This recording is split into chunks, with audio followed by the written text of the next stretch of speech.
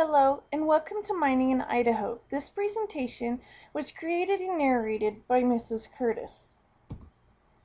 Mining was one of the first industries to begin in Idaho. It brought enough people here for Idaho to become a state. Mining was not an easy job.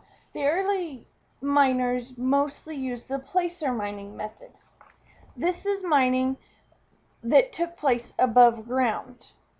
Lode mining, also known as hard rock mining, is very expensive.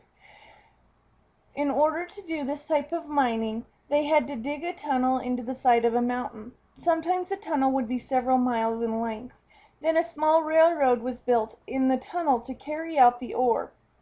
Lots of big equipment is needed for this type of mining. After Idaho became a state, most of the miners worked for a company, and they often worked 10-hour days. They were only paid $3 to $4 a day. A lot of work was done by hand, and candles were used for light. It was hard, dangerous work. The miners and the mine owners did not agree on some things. Finally, the men began to form unions. This was a group that fought for the rights of the mine workers. If the owners would not agree to do what the union asked, the workers might strike or might not work. Prices for silver and gold dropped, and the mine owners were not making as much money. They could not pay the workers as much as they had been paying. Some mines even had closed down, so the angry miners blew up the Frisco Mill near Wallace in 1892. This picture is the remnants of the Frisco Mill mine today. The angry miners also blew up the Bunker Hill and Sullivan Mill mines. Governor Frank Steunenberg asked for federal troops to come in and help to control the miners. About 600 miners were arrested.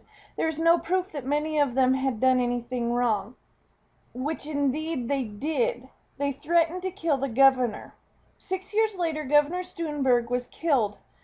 A man named Harry Orchard placed a bomb on the governor's front gate. He claimed he had been hired by the union to place the bomb there. The courts could not prove that Orchard had been hired by the union. Mr. Orchard spent the rest of his life in the state penitentiary. The fighting finally began to settle down, and the miners and the mine owners tried to get along. Mining continued to play a role in Idaho's growth today. Currently still mines in the state of Idaho. The Sunshine Mine is Idaho's largest silver mine. So much ore is mined in Idaho that our state has earned the nickname Gem of the Mountains. Idaho is the second largest in the United States in phosphate mining and third in lead mining.